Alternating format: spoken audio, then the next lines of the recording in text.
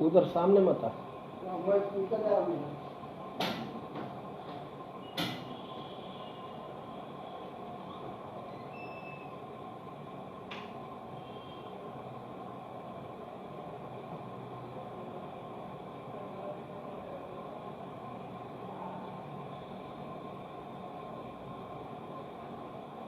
नमस्कार मित्रांनो,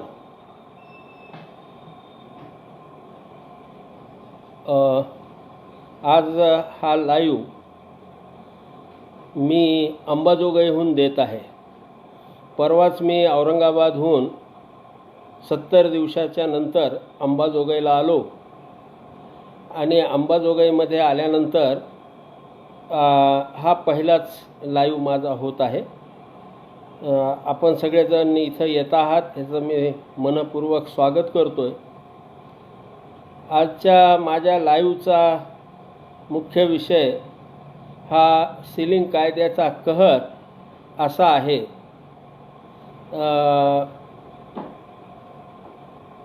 तर ह्या विषयाशी संबंधित असलेले काही बाजू मी आपल्याशी शेअर करणार आहे। तर आत्ताशिक 5-7 जण झालेले आहेत। अनंतराव देशपांडे आलेले आहेत, नितीन आहे, राजकुमार लोखंडे आलेले आहेत, काही जण आलेले आहेत। आपण अजून 1-2-3 जण आले की आपण सुरुवात करूया। हा लाईव्ह मी मगाशी सांगितल्याप्रमाणे अंबाजोगाईला आलो आहे आणि अंबाजोगाईहून माझे मित्र आहेत मनोज इंगळे, त्यांच्या सौजन्यानं हा लाईव्ह खरा होतो आहे। वायफायची सेवा त्यांनी उपलब्ध करून दिलेली आहे, मी त्यांचे आभार मानतो। तर मित्रांनो, आपण आपल्या मुख्य विषयाकडे वळूया। आजचा विषय आहे सीलिंग कायद्याचा कहर। खरं तर कोणत्याही गोष्टीबद्दल विचार करायचा असेल तर 3 महत्त्वाचे प्रश्न असतात। पहिला प्रश्न असतो की समस्या काय आहे, नेमकी समस्या काय आहे हे आपल्याला शोधता आलं पाहिजे, त्याच्यावर विचार करता आला पाहिजे। दुसरं, नेमकं कारण काय आहे। अनेकदा मोठी गफलत होते, कारण आणि निमित्त, कारण आणि काहीतरी घडलेली घटना, ह्याच्यामध्ये आपली गफलत होते। तर मूळ कारण काय आहे आणि त्या कारणाचं स्वरूप काय आहे हे आपल्याला नीटपणे कळलं पाहिजे। आणि तिसरी गोष्ट अशी आहे की त्याच्यावर उपाय काय। हे 3 मुद्दे लक्षात घ्या। मी सगळं जे बोलणार आहे ते या 3 मुद्द्यामध्ये मी बांधलेलं आहे। समस्या काय आहे, त्याचं कारण काय आहे आणि त्यावर उपाय काय आहे, या 3 गोष्टी आपण सीलिंगच्या संदर्भामध्ये पाहणार आहोत। पुष्कळ वेळेला समस्या पकडण्यामध्येच गफलत होते। आता आपण विचार करू की समस्या काय आहे। तर काही लोकांना असं वाटतं की बाबा भारताची लोकसंख्या ही समस्या आहे। अरे, ज्या देशामध्ये एवढी लोकसंख्या आहे तो शेजारचा चीन देशही आपल्याकडे आहेच ना। त्यांचा GDP बघा, आपला GDP बघा, फरक का पडला असा।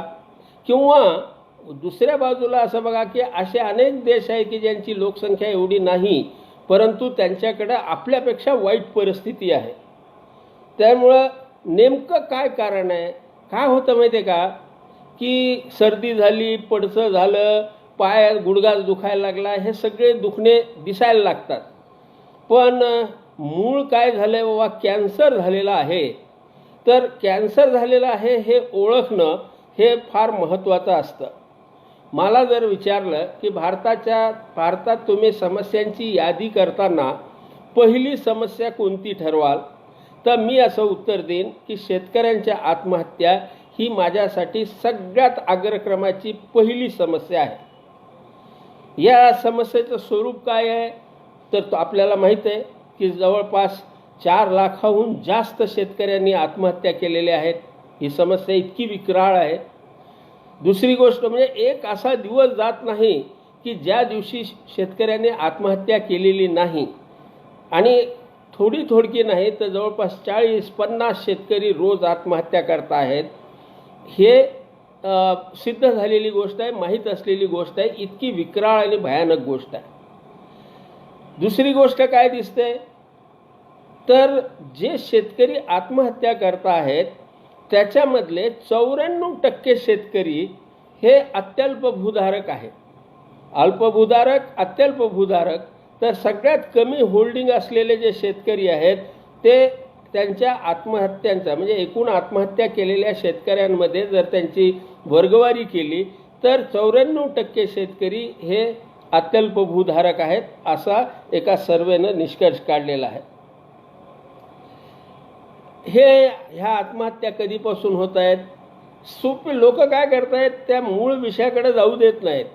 बऱ्याचशा लोकांचा असा समज आहे की 90च्या नंतर आत्महत्या व्हायला लागल्यात आणि काही शहाणे तर असं म्हणतात की 90च्या नंतर म्हणजे उदारीकरण आलं म्हणून शेतकऱ्यांच्या आत्महत्या व्हायला लागलेल्या आहेत, असं काही जणांचं म्हणणं. त्याच्यावर मी एक छान उदाहरणही दिलेलं होतं की एक पेशंट असतो दवाखान्यामध्ये, आजारी असतो आणि तो झोपलेला असताना डॉक्टर येतात.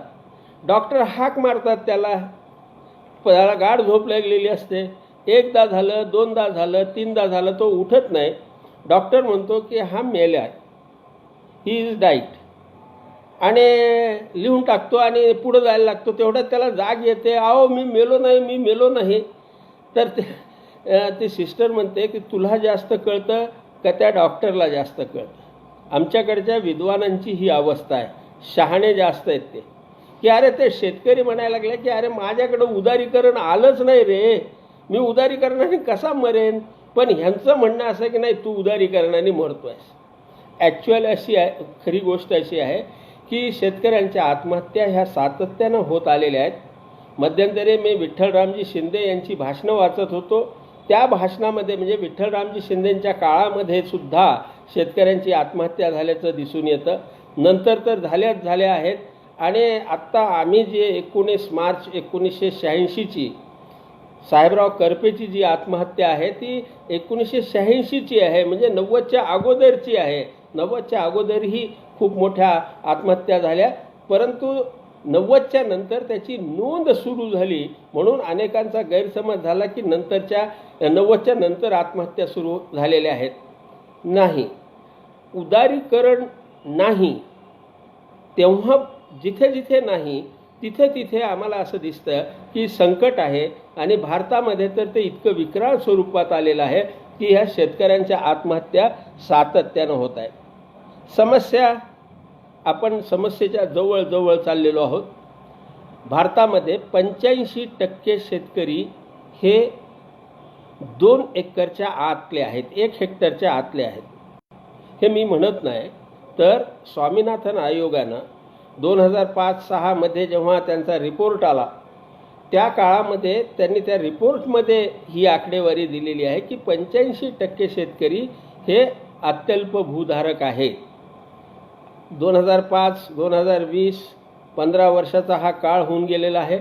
या काळामध्ये अजून किती डिक्लाइन झालेलं असेल. मध्यंतरी नाबार्डनेही एक आकडा दिलेला होता, तोही त्याच्या जवळपास जाणारा. तर ह्याचा अर्थ असा की जमिनीचे खूप मोठे तुकडे झालेले आहेत आणि असे तुकडे झालेले आहेत की त्याच्यावर जगणं शेतकऱ्यांना कठीण होऊन गेलेलं आहे आणि त्याच्यामुळं शेतकऱ्यांच्या आत्महत्या होत आहेत हे आपल्याला दिसून येतं. आपल्याला जगामध्ये काय दिसतं, तर जगामध्ये असं दिसतंय की लोकांचं होल्डिंग वाढतंय. जमिनीचं क्षेत्रफळ म्हणजे कसणाऱ्या जमिनीचं त्याचा जो मालक आहे त्याचं होल्डिंग वाढतंय. म्हणजे ऑस्ट्रेलियामध्ये तर 5000 एकर आणि 500 पासून 5000 एकरपर्यंतचं होल्डिंग त्यांचं झालेलं आहे त्यांच्या जमिनीमध्ये. म्हणजे त्याचा अर्थ असा आहे की मोठ्या जमिनीवर कमी लोक जगत आहेत आणि आमच्याकडे छोट्या जमिनीवर जास्त लोक जगत आहेत. माझं स्वतःचं निरीक्षण असं आहे की 80च्या दशकामध्ये जेव्हा शेतकरी आंदोलन चालू होतं त्यावेळेला 40 एकरवर जेव्हा एक शेतकरी जगत होता, आज त्या 40 एकरवर जवळपास 16 कुटुंब जगायला लागलेले आहेत. क्रायसिस हा आहे. आणि ही परिस्थिती का निर्माण झाली? ही परिस्थिती निर्माण होण्याचं फक्त कारण सीलिंग आहे. काही लोकांना ते मुळात पुन्हा आणखीन बघा की मी जर असं विचारलं की जमिनीचे तुकडे होण्याचं काय कारण, तर कोणी म्हणतंय भावाभावात भांडणं होतात. भावाभावात का भांडणं होतात? भाऊ कोणत्या बळावर भांडण करत असतो? माझा वाटा दे, म्हणजे सिलिंगचा जो कायदा आहे त्याच्यामुळं जमिनीचे तुकडे होत गेले, जमिनी वाढण्याची शक्यता संपली, एका मर्यादेच्या आत सगळे आले आणि मग त्याच्यामध्ये वाट्यासाठी आपसामध्ये भांडू लागलेले आहेत. मूळ कारण जे आहे ते जमिनीचा आकार निर्धारित केला, निश्चित केला, बांधला गेला, त्याच्यामुळं हा सगळा प्रॉब्लेम तयार झालेला आहे असं आपल्याला लक्षात येतं. आपण सिलिंगच्या कायद्याकडे आलो. हा कायदा कसा आला हे थोडंसं नीटपणे आपण समजून घेऊया. ॲक्च्युअली एक काळ असा होता, म्हणजे अत्यंत अलीकडचा काळापर्यंत शेती हेच एकमेव उत्पन्नाचं साधन असायचं, प्रमुख साधन असायचं. परंतु 80-90च्या काळामध्ये तंत्रज्ञान बदललं, नवी परिस्थिती निर्माण झाली आणि उत्पन्नाची वेगवेगळी साधनं तयार झाली. त्याच्या अगोदर 1917 ही घटना फार महत्त्वाची आहे की कम्युनिस्टांचं, म्हणजे रशियामध्ये लेनिनच्या नेतृत्वाखाली एक खूप मोठी क्रांती घडली. तिथला झार संपुष्टात आला आणि एक नवी राजवट आली आणि ही राजवट गरिबांच्या बाजूने आहे असा त्याचा चेहरा. आणि तिनं जगाचा त्याच्यानंतर खरं तर जगामध्ये खूप मोठा बदल झाला. त्याच्या अगोदरचं जग आणि 1917 नंतरचं जग ह्याच्यामध्ये खूप मोठा फरक पडलेला होता. ह्या क्रांतीचा इम्पॅक्ट त्या काळामध्ये आमच्या देशामध्ये काय चाललेलं होतं? आमच्या देशामध्ये स्वातंत्र्याचं आंदोलन चाललं होतं आणि स्वातंत्र्याचे बरेचसे नेते ऐन उमेदी तरुण होते. म्हणजे पंडित जवाहरलाल नेहरूंचं वय त्या काळामध्ये साधारणपणे 28 वर्षाचं होतं. तर इतके तरुण हे जे होते ते स्वाभाविकपणे ह्या क्रांतीनं भारावून गेलेले होते. आणि लेनिननं काय केलं तिथं, तर जमीन सुधारणा केल्या, जमिनीची मालकी देशाची करून टाकली.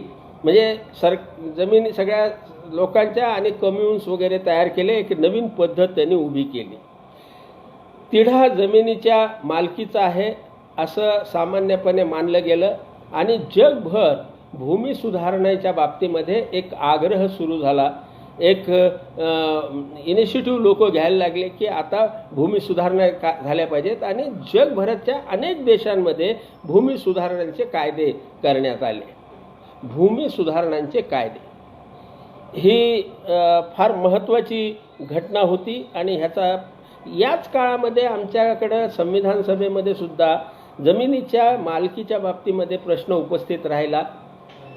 त्या काळामध्ये राजाजी यांनी थोडासा, राजाजी म्हणजे राजगोपालाचारी यांनी पुढाकार घेतला आणि जमिनीच्या राष्ट्रीकरण होण्यापासून रोखलं. मी तुम्हाला आवर्जून एक गोष्ट सांगितली पाहिजे. मी मगाशी म्हटलो की आमच्या देशामध्ये स्वातंत्र्य आंदोलन त्यावेळेला चालू होतं आणि लेनिनच्या क्रांतीचा, बोल्शेविक रिव्होल्यूशनचा इम्पॅक्ट आमच्या देशातल्या स्वातंत्र्य सैनिकांवर मोठ्या प्रमाणात पडला होता. परंतु ह्याला एक अपवाद होता, मी तो मुद्दाम नोंदवू इच्छितो. एक अपवाद होता, तो म्हणजे महात्मा गांधी.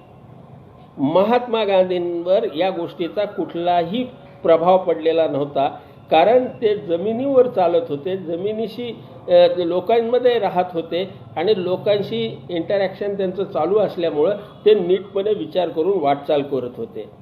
मग घटना समितीचा संदर्भ आला आणि तिथं राजगोपालाचारींनी जमिनीच्या राष्ट्रीकरणाचा विरोध केला. हे होऊन गेलेलं होतं आणि देश स्वतंत्र झाला. स्वतंत्र झाल्यानंतर म्हणजे ॲक्च्युअली 1936लाच काँग्रेसनं त्यांचा ठराव केला होता जमीन सुधारण्याच्या बाबतीमध्ये.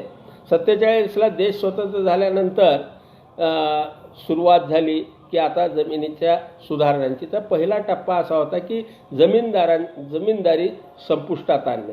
खरं तर जमीनदारी दोन प्रकारे, एक प्रकार आहे जी दलालीच्या स्वरूपामध्ये काम करणाऱ्या लोकांना जमीनदार म्हटलं जायचं. ते लोकांच्याकडून शेतसारा वसूल करायचे आणि इंग्रजांना द्यायचे, तेही जमीनदार होते. आणि दुसरे काही जमीनदार, त्यांनाही जमीनदार म्हटलं गेलं, खरं म्हणजे सावकार म्हणायला पाहिजे होतं. पण काही लोकांना लुबाडण्यात आलेलं होतं, त्यांच्या जमिनी घशात घातल्या होत्या आणि अनेकांना त्यांना भूमिहीन करून टाकलेलं होतं. तंट्या भिल्ल हे त्याचं एक उत्तम उदाहरण आपल्याला समोर आहे की तंट्या भिल्लाच्या वडिलांची जमीन एका सावकाराने हडप केलेली होती आणि नंतर त्याचे वडील तिथं वेळबिगार म्हणून काम करत होते आणि ह्याचाच तंट्याला राग आलेला होता आणि मग तो तंट्या भिल्लाने लढायला बाहेर पडलेला. तर मी सांगत असं होतो की स्वातंत्र्याच्या नंतर जमीनदारी निर्मूलनाचे कायदे वेगवेगळ्या राज्यांनी केले. हे लक्षात घ्या की जमीनदारी निर्मूलन कायदा, शेती हा विषय हा राज्याच्या अखत्यारीत देण्यात आला. आपल्या घटनेमध्ये 3 प्रकारच्या याद्या, एक यादी केंद्र सरकारनं काय करावं, त्यांचं कार्यक्षेत्र काय राहील, दुसरं राज्य सरकारांचं काय राहील आणि तिसरं सामायिक काय राहील. तर ह्याच्या राज्याच्या अखत्यारीमध्ये स्पष्टपणे शेतीचा विषय होता आणि अनेक राज्यांनी जमीनदारी निर्मूलनाचे कायदे केले. या कायद्यातल्या नुकसान भरपाईच्या बाबतीमध्ये पक्षपात झाला म्हणून बिहारमध्ये जे प्रकरण चालू होतं हायकोर्टामध्ये, तर तिथं फारच विसंगती त्यांनी केलेली होती. म्हणजे ज्या ठिकाणी एकाला 100 रुपये मिळत होते तर दुसऱ्या ठिकाणी 10 रुपये देण्यात आले. इतकी मोठी तफावत त्याच्यात होती. म्हणून बिहार हायकोर्टानेही हे प्रकरण जे आहे चुकीचं आहे म्हणून सांगितलेलं होतं. खरं तर त्यावेळेला अनेक लोकांनी सांगितलं होतं की आपण सुप्रीम कोर्टात जाऊ आणि सुप्रीम कोर्टामध्ये ह्याच्या बाजूने निकाल लागेल अशी अपेक्षा आहे. अनेक तज्ज्ञांनी सांगितलेलं होतं. परंतु समोर निवडणुका होत्या. तुम्हाला सांगतो की एक मोठी गंभीर गोष्ट आपल्या देशामध्ये होऊन गेली की आपली संविधान सभा हीच आपली पहिली पार्लमेंट, पण त्याची एक नैतिक जबाबदारी अशी होती की लोकांनी निवडून दिलेल्या लोकप्रतिनिधींची जेव्हा पार्लमेंट येईल तेव्हा मोठे धोरणात्मक निर्णय घ्यावे. आत्तापर्यंत आपण घटना तयार केली, एक मोठं काम केलेलं आहे. आता आपण वेगळं काही करण्याची गरज नाही. पण त्यावेळेस निवडणुका समोर होत्या आणि निवडणुकीसमोर जाताना त्यांनी पूर्वी दिलेली जी आश्वासनं होती ती आम्ही पूर्ण करतो असं दाखवणं गरजेचं होतं. गरिबांची मतंही घ्यायची होती. ह्या सगळ्या पार्श्वभूमीवर घटना दुरुस्ती करण्यात आली आणि जमीनदारी निर्मूलनाचा कायदा हा शेड्यूल 9 मध्ये संविधानाच्या परिशिष्ट 9 मध्ये टाकण्यात आला. आता इथंच मी ही गोष्ट तुम्हाला सांगू इच्छितो की परिशिष्ट 9 आपली मूळ घटना ही 8 परिशिष्टांची आणि त्याच्यामध्ये अवघ्या 1.5 वर्षात, म्हणजे आश्चर्य वाटावं की आमच्या देशामधली घटना दुरुस्ती कितव्या वर्षी पहिल्यांदा झाली, तर 1.5व्या वर्षी, म्हणजे 1 वर्ष 6 महिन्यांनी. आम्ही 26 जानेवारी 1950ला घटना स्वीकारली आणि 18 जून 1951ला आम्ही घटना दुरुस्ती केली. इतकी काय घाई होती, पण घटना दुरुस्ती केली आणि त्याला एक नवीन परिशिष्ट जोडलं. आणि ही घटना दुरुस्ती साधी छोटी मोठी नव्हती, तर एक असं परिशिष्ट टाकलं की ज्याच्यामध्ये टाकलेल्या कायद्यांच्या विरुद्ध न्यायालयात दाद मागता येणार नाही. 31 ख किंवा 31B ही घटनेमधली अनुच्छेद ही दुरुस्ती करण्यात आली आणि त्या दुरुस्तीमुळं एक नवीन परिशिष्ट अस्तित्वात आलं आणि या परिशिष्टामध्ये जमीनदारी निर्मूलनाचा कायदा तयार केला. मला स्वतःला असं वाटतं बरं का की जरी त्यावेळेला पंडित जवाहरलाल नेहरूंनी संसदेमध्ये असं सांगितलं की ही जी घटना दुरुस्ती करतोय आम्ही हे फक्त या 13 कायद्यांसाठी करतोय, पहिल्या 13 कायद्यासाठी, याच्यानंतर आम्ही ह्याच्यामध्ये कायदे टाकणार नाहीत असं पार्लमेंटमध्ये स्पष्टपणे त्यांनी सांगितलेलं होतं. अनेकांनी विरोध केला होता. म्हणजे आचार्य कृपलानीसारख्या गांधीवादी माणसांनाही विरोध केला होता. जमीनदारी निर्मूलन कायद्याबद्दल त्यांचं काही म्हणणं नव्हतं, परंतु असं शेड्यूल तयार करणं आणि त्याच्यासाठी एवढी घाई करणं ह्याची काही गरज नव्हती. अशी त्यांची भूमिका राहिलेली. परंतु त्यावेळेला ते रेटून नेलं गेलं आणि घटनेमध्ये 90 शेड्यूल आलं. मला असं वाटतं बरं का की जरी ते 13 कायद्यांसाठी म्हटलं गेलं तरी तो एक पिंजरा तयार झाला. लक्षात घ्या की शेड्यूल 9 हा एक तुम्ही घटनेमध्ये पिंजरा लावून टाकला. आता ह्या पिंजऱ्याचा वापर कोण कसा करेल काय सांगता येतं का? नाही सांगता येणार. मग तुम्ही हा पिंजरा कसा तयार केला? मूळ घटनाकारांनी नाही केला, परंतु नंतर तो तयार करण्यात आला. आणि तो एकदा तयार झाल्यानंतर तुम्हाला आश्चर्य वाटेल की सीलिंगचा कायदा हा 1960मध्ये आला. 1960मध्ये आला आणि तो कुठं टाकला गेला? परत त्या 9 शेड्यूल.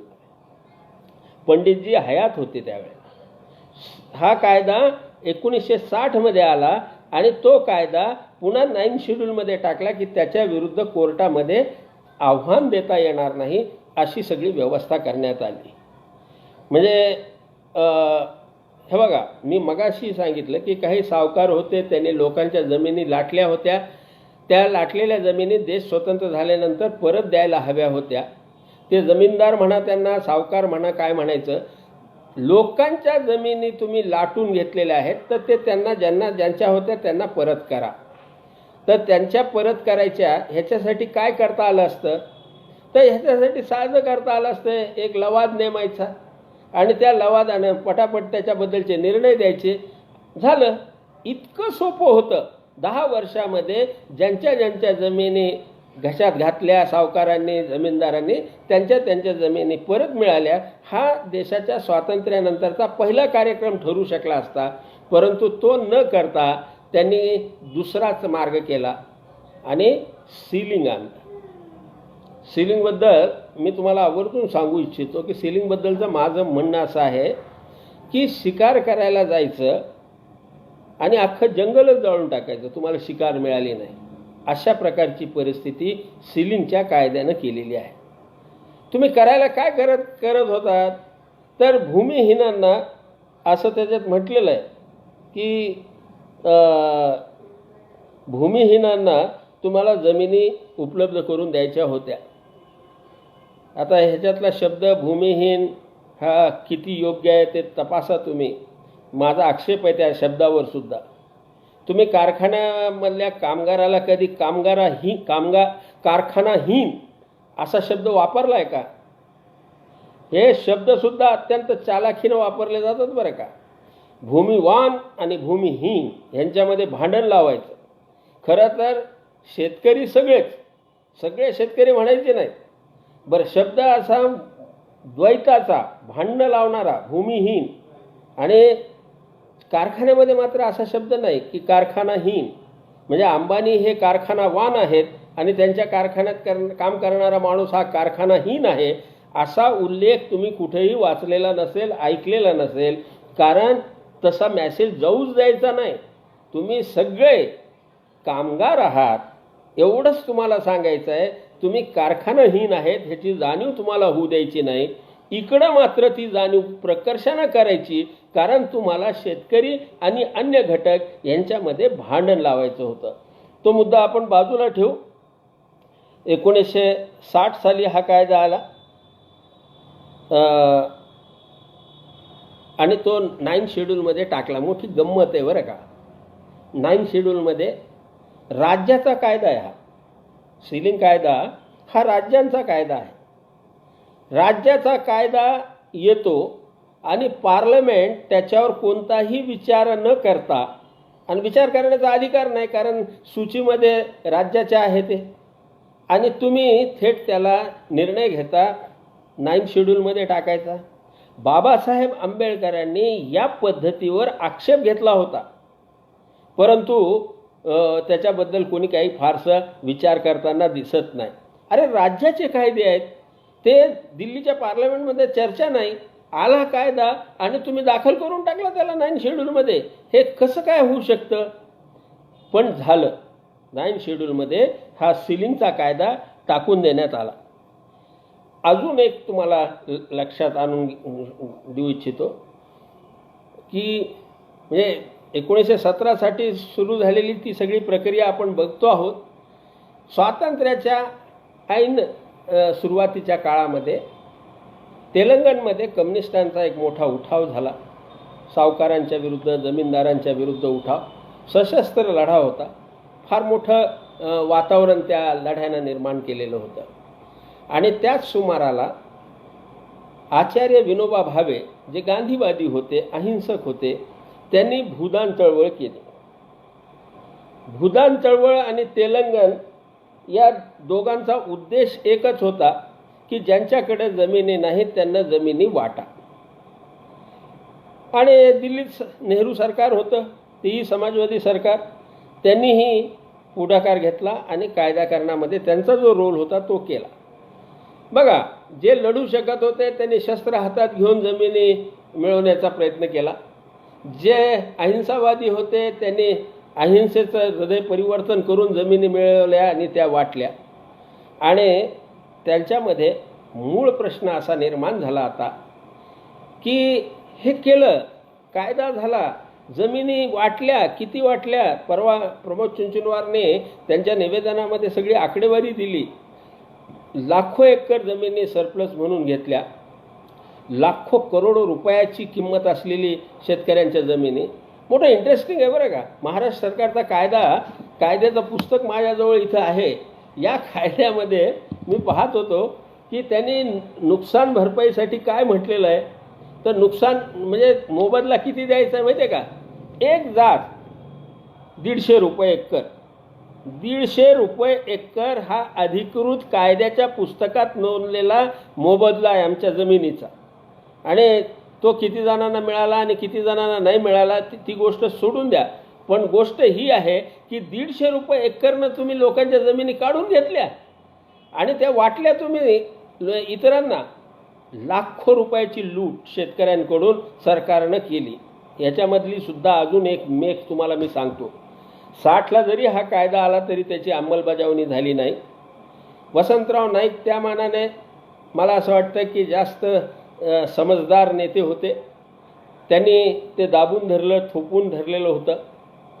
परंतु नंतर जेव्हा शंकरराव चव्हाण सत्तेत आले तेव्हा मात्र त्याने अत्यंत क्रूरपणे, हा शब्द मी जाणीवपूर्वक वापरतो, अत्यंत क्रूरपणे शंकरराव चव्हाण या मुख्यमंत्र्यानं महाराष्ट्रामध्ये सीलिंगची अंमलबजावणी केली.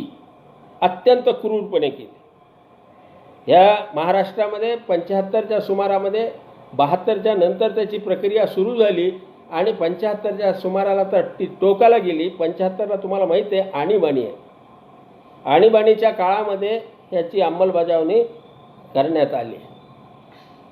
माझं दुर्दैव आहे, मी मराठवाड्यातला आहे आणि शंकरराव चव्हाणही मराठवाड्यातलेच होते. आम्ही त्यावेळेला तुरुंगात होतो आणि त्या काळामध्ये फार मोठ्या प्रमाणामध्ये सीलिंगच्या अंमलबजावणी झाली आणि त्याचे फटके असंख्य आजसुद्धा लोक भोगताना आपल्याला दिसतात. हा कायदा घटनेला विसंगत आहे, हे समजून घ्या. मूळ जी घटना आहे, जी बाबासाहेब आंबेडकरांनी दिली असं आपण म्हणतो, त्या घटनेचं जे स्पिरिट आहे, जो आत्मा आहे, जी त्याचं बलस्थान आहे, त्या बलस्थानाला छेद देणारा हा कायदा आहे. कोणत्या गोष्टीला? अनेक गोष्टी आहे. आपल्या घटनेमध्ये मुळात असं आहे की फंडामेंटल राईट्स आपल्याला देण्यात आले. फंडामेंटल राईट्स जे दिले गेले त्यांच्या संरक्षणाची एक व्यवस्था करण्यात आली. अनुच्छेद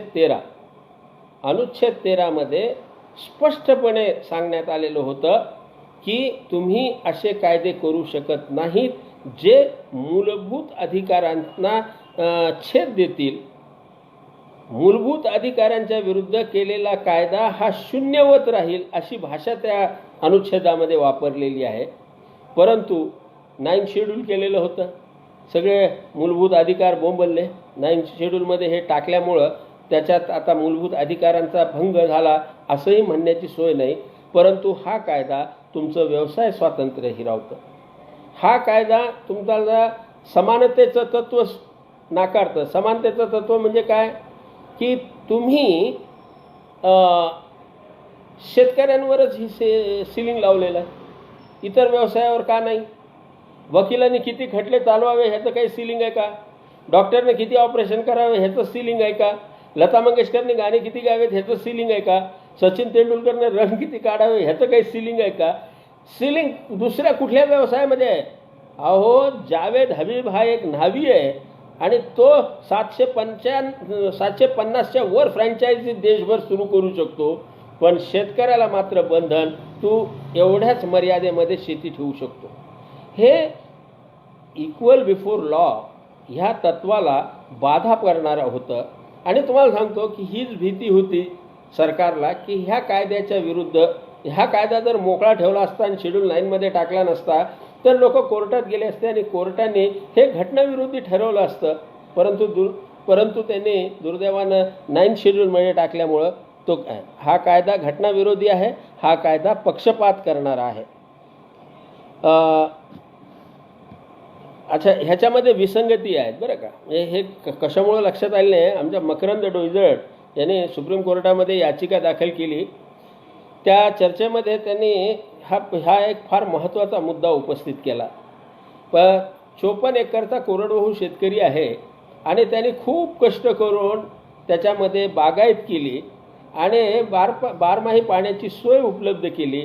तर तुम्ही काय करणार आता? त्याच्या 54 एकर काढणार आणि त्याची 24 एकर, 27 एकर, 36 एकर, 18 एकर कमी करून टाकणार, वरची जमीन काढून घेणार. कारण 18 एकरच्या वर तुम्हाला बारमाही बागायती ठेवता येत नाही, काढून घेणार. हा इतका विसंगत विचित्र कायदा आहे. कायद्याप्रमाणे हे आहे की तुम्हाला बागायत 18 एकर ठेवता येते, कोरडवाहू 54 एकर. कोरडवाहूवाल्याने जर प्रयत्न केले तर त्याला नाही. ह्याच्या उलट पण आहे बरं का, उलट पण आहे. माझ्याकडे 18 एकर जमीन आहे, काल ती बागायत होती आणि आज ती कोरडवाहू, निसर्गाचा कोप झाला, माझ्याकडे पाण्याचा सोर्स संपला, 18 एकर. आता मी काय करायचं? तुम्ही माझी वरची तर जमीन काढूनच घेतलेली. हास्यास्पद कायदा आहे. तुम्हाला सांगतो, आमचे हेमंत बोरावके म्हणून मित्र आहेत ह्याला नगर जिल्ह्यामध्ये, त्यांनी आणखीन एक गोष्ट लक्षात आणून दिली की धरणाच्या खाली पाटाचं पाणी घेणारे शेतकरी ह्यांची मर्यादा कमी ठेवलेली आहे. त्यांच्या जमिनी काढून घेतलेल्या आहेत आणि पाणी तर आलंच नाही धरणाचं. जालन्यामध्ये आमच्या जायकवाडी धरणाचं पाणी तेल तिकडं जातं, तिथं पाणीच आलं नाही, परंतु त्यांच्या जमिनी सिलिंगमध्ये गेल्या. हा अत्यंत हास्यास्पद, विकृत आणि विसंगतीनं भरपूर असलेला असा हा कायदा आहे. मित्रांनो, या कायद्यामध्ये 54 एकर कोरडवाहू, राज्यांचे वेगवेगळ्या लिमिट्स त्यांनी ठरवलेले आहेत. तर महाराष्ट्रामध्ये 54 एकर एक लिमिट आहे. त्याच्याशिवाय जे आहेत दुसऱ्या लिमिट जे आहेत त्या आपल्याला असं दिसत आहेत की काहींना 18 एकरची मर्यादा केलेली आहे, काहींना 27, काही 36 आणि 54 एकरचं तर मी तुम्हाला सांगितलेलं आहे. तर हे वेगवेगळे गट पाडून त्यांनी त्याच्या मर्यादा तिथं निश्चित केलेल्या आहेत. हे मोठं हा कायदा करताना या लोकांच्या का असं लक्षात आलं नाही की अशी मर्यादा टाकली तर ह्या व्यवसायावर काय परिणाम होऊ शकतात ह्याचा काहीही विचार त्या काळामध्ये बहुधा झाला नाही, माहीत नाही. पहिली गोष्ट अशी आहे की तुम्ही जिथं स्वातंत्र्य नाकारलेलं असतं त्या ठिकाणी प्रगती होत नाही, प्रतिभावान लोक तिकडं जात नाही. आता उदाहरणार्थ मी अनेक ठिकाणी सांगितलं की नारायण मूर्तीला जर असं सांगितलं असतं की नारायण मूर्ती तुम्ही खूप छान आहात, इन्फोसिस काढतायत, पण 50 कोटीच्या वर तुम्हाला धंदा करता येणार नाही, इन्फोसिस निघाला असतं का हो? तुम्हाला असं आकाश मोकळं करून सोडून दिलं तरच लोक झेप घेत असतात. ही साधी गोष्ट आहे की विकास जो होतो तो स्वातंत्र्याने होत असतो. विकास हा जो आहे तो तुमच्या निर्बंधामध्ये होऊ शकत नाही. पहिली गोष्ट ही झाली की आमच्याकडे शेतीमध्ये आज घडीला, तुम्ही मला क्षमा करा पण मी तुम्हाला सांगतो, 90% किमान 90पेक्षाही जास्त बाय बर्थ आहेत म्हणून शेती करतात. आई वडील शेतकरी, जमीन आहे म्हणून हे लोक शेतीमध्ये अडकलेले आहेत. बाय चॉईस शेती करत आहेत असं कुणीही दिसत नाही, सहसा दिसत नाही. लक्षात घ्या, हा जो भाग आहे फार महत्त्वाचा मी आपल्या लक्षात आणून देतो की बाय चॉईस लोक का जात नाही शेतीमध्ये, दुसऱ्या क्षेत्रामध्ये जातात, शेतीमध्ये का बाय चॉईस येत नाहीत? त्याचं कारण तिथं स्वातंत्र्य नाही आहे, स्वातंत्र्य नाकारलं गेलेलं आहे. दुसरी गोष्ट अशी झाली की शेतीमध्ये नवं भांडवल येत नाही.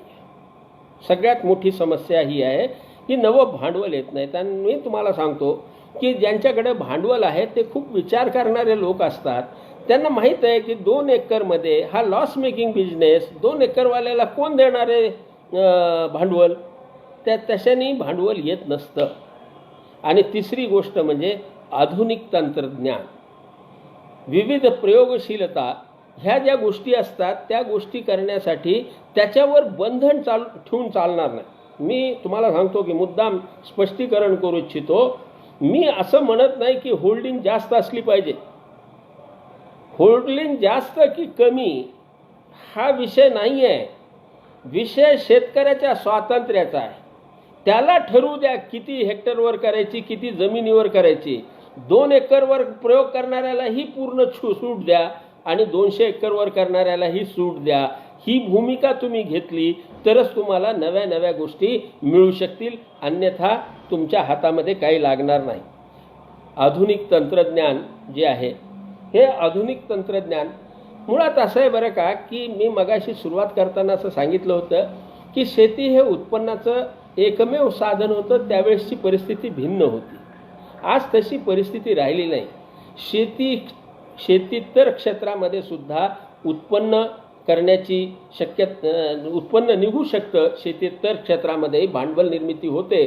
असं जेव्हा लक्षात आलं तेव्हा तरी हे क्षेत्र मोकळं करायला हवं होतं, परंतु दुर्दैवाची गोष्ट ते मोकळं करण्यात आलेलं नाही.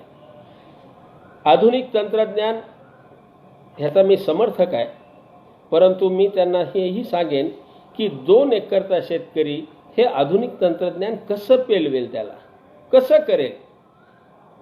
आज तुम्हाला सांगतो, मोठी ही चालाकी समजून घ्या की ज्यांच्याकडं नोकरी आहे, ज्यांच्याकडं व्यापार आहे, ज्यांच्याकडं नंबर 2चा पैसा येतो असे पुढारी आहेत, ह्यांच्या शेती हिरव्या आहे, त्यांना काय प्रॉब्लेम नाही आहे.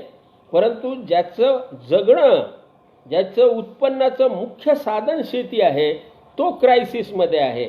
आणि आज त्याचा प्रश्न विचारात जेव्हा घेतो तर मी असा विचार करतो की आधुनिक तंत्रज्ञान ह्या 2 एकरवाला आणि दुसरं उत्पन्नाचं साधन नसलेल्या माणसानं काय करायचं, तर त्याला ते पेलणार नाही, घेता येणार नाही. म्हणून हा कायदा रद्द करावा लागणार आहे.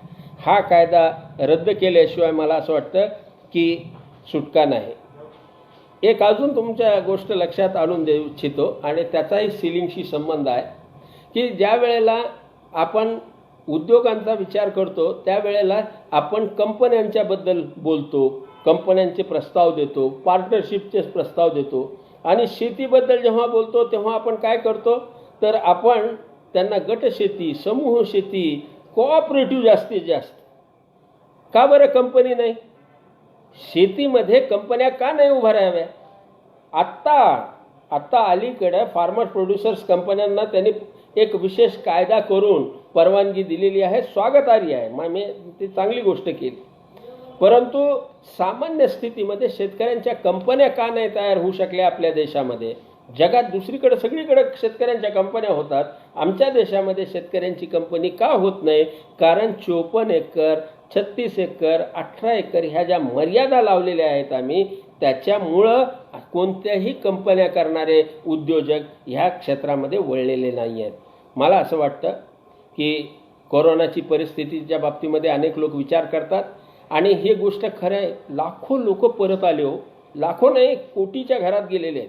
इतके मुलं, शेतकऱ्यांची मुलं जी रोजगारासाठी शहरात गेलेली होती ती परत फिरली, अत्यंत हाल अपेष्टा सहन करत गावाकडे येत आहेत. या लोकांच्या रोजगाराचं काय? मला असं वाटतं की शेती हे रोजगाराचं मुख्य साधन बनू शकतं. भारतामधले शेती हे बलस्थान आहे. इथला सूर्यप्रकाश आहे, इथल्या नद्या आहेत, इथे जमिनीची विविधता आहे, ह्या सगळ्या ऋतुमानातला फरक आहे, इथं मान्सून आहे, ह्या सगळ्या गोष्टींचा विचार करता शेती हे भारतासाठी वरदान ठरू शकतं, शाश्वत रोजगाराचा स्रोत ठरू शकतो. परंतु त्याच्यासाठी तुम्हाला ते क्षेत्र मोकळं करावं लागेल, त्याला स्वातंत्र्य द्यावं लागेल. आणि हे स्वातंत्र्य जर तुम्हाला देता येत असेल तर तुम्ही उद्याच्या आव्हानांना तोंड देऊ शकता. आव्हानं दोन प्रकारचे आहेत. एक देशामध्ये रोजगार देण्याचं आव्हान आहे, फार मोठं आव्हान आहे.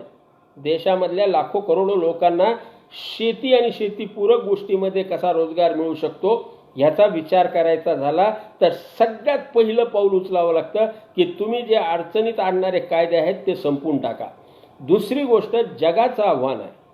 जगामध्ये स्पर्धेमध्ये आम्ही टिकलं पाहिजे आणि हे टिकायचं असेल, तुम्ही लक्षात घ्या, हे टिकायचं असेल तर आम्हाला शेती ग्रामीण भागामधलं औद्योगिकीकरणाला प्रोत्साहन द्यावं लागेल.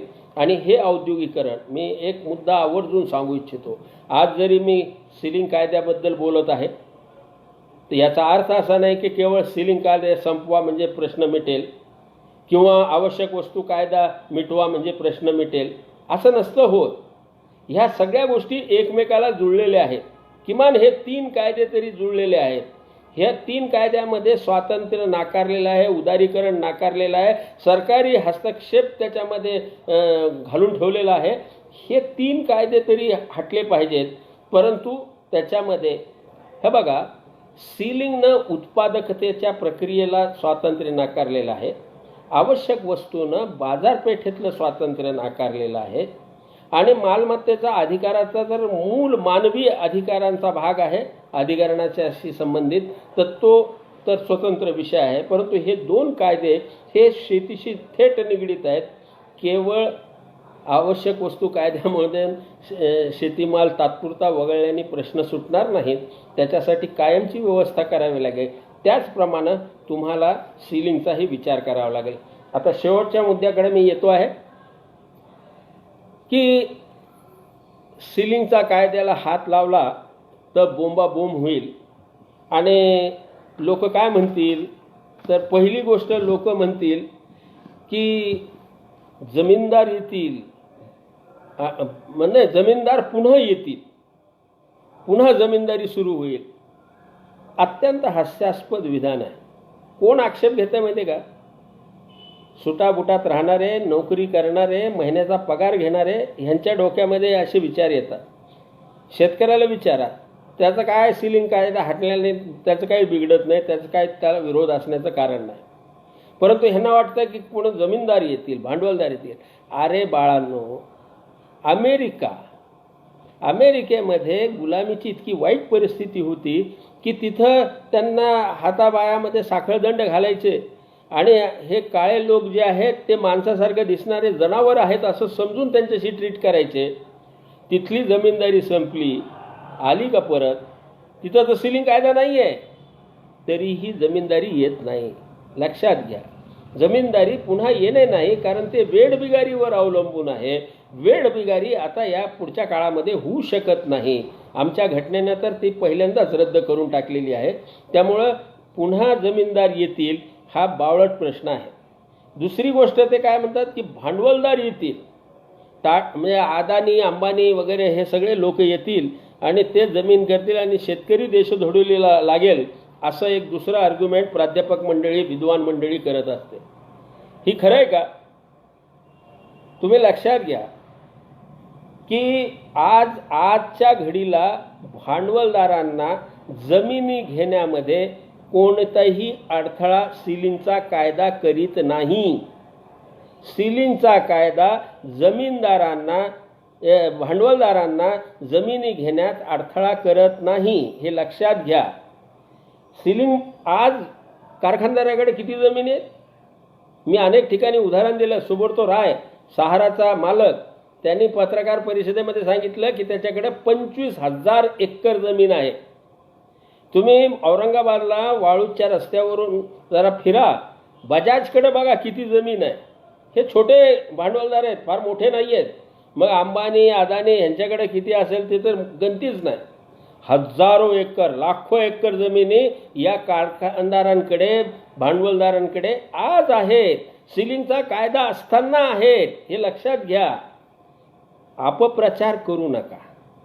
आज जमिनी घेण्यासाठी भांडवलदारांना कुणीही रोखू शकत नाही. सिलिंगचा कायदा हा त्याचा अडथळा नव्हे. हा कायदा अडथळा ठरतोय फक्त शेतकऱ्यांना.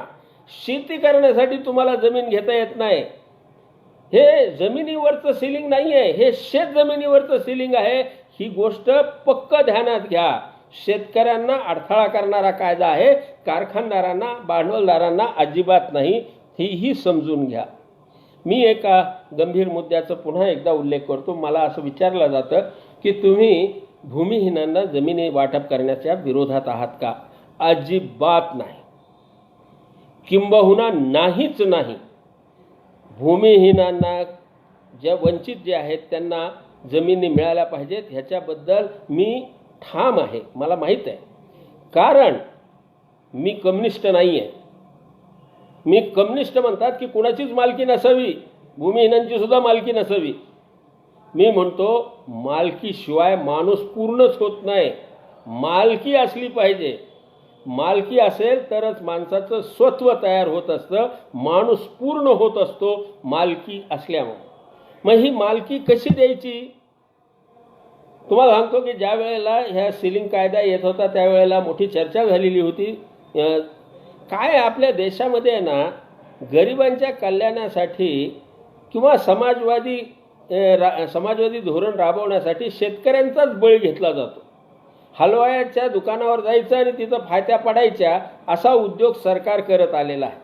शेतकरी म्हणजे वस्तू महागल्या, आवश्यक वस्तू कायदा स्वस्त करा, शेतकरीच मरणार त्याच्यामध्ये. जमिनी वाटायच्या, शेतकऱ्याच्या जमिनी काढा. मी असा प्रश्न उपस्थित केला आणि अनेक लोक त्याच्याबद्दल भांबावून जातात. त्यांना मी विचारलं की त्या काळामध्ये अशी जर का चर्चा झाली नाही की सरकारी कर्मचारी नोकरी करतायत, त्यांना उत्पन्नाचं साधन आहे, त्यांना जमिनी ठेवण्याचा अधिकार आपण त्यांचा काढून घेऊ आणि त्यांच्या सगळ्या जमिनी वाटून टाकू. हा विचारसुद्धा आला नाही तुम्हाला सांगतो. कारण कामगार कर्मचारी यांच्या विरुद्ध होईल असं काहीही बोलता येत नाही, करता येत नाही. कारण ही सगळी डावी मंडळी ही त्यांची हस्तक म्हणून काम करत होती. म्हणूनच त्यांनी नाही ना सुचवलं कधी की बाबा सरकारी कर्मचाऱ्यांच्या जमिनी काढून घ्या. त्यांनी हेच सुचवलं की शेतकऱ्यांच्या जमिनी काढून घ्या. सगळं यायचं आणि शेतकऱ्याच्या डोक्यावर फोडायचं असा हा उद्योग आहे. मी आवर्जून सांगतो की ज्यांना जमिनी घ्यायच्या ना, मी शेती करा असं ह्यासाठी नाही म्हणत, मी शेतीसाठी नाही म्हणत. आजच्या काळामध्ये कुणाला शेती घेऊन देणं म्हणजे मरणाकडे घेऊन जायला सांगणं असं आहे. शेती हा तोट्याचा धंदा आहे. आज काल पण होता. ज्या वेळेला ह्या जमिनी वाटल्या त्यावेळेलाही होता. कुणी अभ्यास केला का हो कुठल्या विद्यापीठानं की ज्यांना जमिनी वाटल्या ते कुठे आहेत आता? त्यांनी जमिनी घेतल्या. तुम्हाला सांगतो माझं नजरी ऑब्झर्वेशन असं आहे की ज्यांनी जमिनी घेतल्या, ज्यांना मिळाल्या सिलिंगमधल्या सरप्लस जमिनी आणि जे केवळ शेती करत राहिले त्याच्यातल्या अनेकांनी आत्महत्या केल्यात. यवतमाळ जिल्ह्यातले आकडे त्यासाठी बाहेर उपलब्ध आहेत. अनेकांनी आत्महत्या केल्या आणि ज्यांनी ती शेती विकून टाकली आणि मुंबई पुण्यात गेले तर त्यांची मुलं आज परदेशात शिकतात. हा फरक आहे. शेतीमध्ये जे अडकले त्यांचं वाटोळं झालं, हा गेल्या 70 वर्षाचा आमचा अनुभव आहे. हा इतिहास आहे आमचा. त्यामुळं ज्यांनी शेती वाटपाचे कार्यक्रम घेतले त्यांनी एकदा अंतर्मुख होऊन विचार करावा की हे योग्य आहे का? हां, मालमत्ता म्हणून कुणाला जमिनी घ्यायच्या ना, ती गोष्ट वेगळी. जमीन सोनं ही मालमत्ता. ह्या मालमत्तेचं मी काही त्याच्याबद्दलचा विरोध नाही, पण ते उत्पन्नाचं साधन, जगण्याचं साधन म्हणून त्याचा विचार करणं म्हणजे त्या विचाराचाही बळी घेतल्यासारखं आहे. हेही तुम्ही नीटपणे समजून घ्या. ही गोष्ट आमची डावी मंडळी फारशी समजून घेतलेली नाही. मित्रांनो, सिलिंग कायद्याला हात लावणं राज्यकर्त्यांना, राजकीय पक्षांना आज इतकं सोपं नाही आहे. लगेच म्हणजे मोहोळ उठल्यासारखं कुणी जर बोललं ना राजकीय पक्षाच्या पुढाऱ्याने, होय सिलिंग कायदा रद्द केला पाहिजे, तर त्याच्या अंगावर मोहोळ जाईल. मोहोळ हे सगळ्या डाव्या मंडळीचं की हे भांडवलदारांना आमंत्रण करायला लागले. काही गैरसमज पसरवणं तर फार सोपं आहे, पण तुम्हाला सांगतो त्याच्यामधला एक मार्ग आहे. मी मागच्या मुख्यमंत्र्यांनाही ते पत्र पाठवलेलं होतं. आत्ता माननीय उद्धव ठाकरे मुख्यमंत्री महाराष्ट्र यांनाही एक पत्र पाठवलं आणि त्यांना एक मार्ग सुचवला. मार्ग अगदी साधा आहे. हे जे पुस्तक आहे ह्याच्यामध्ये कलम 47 आहे.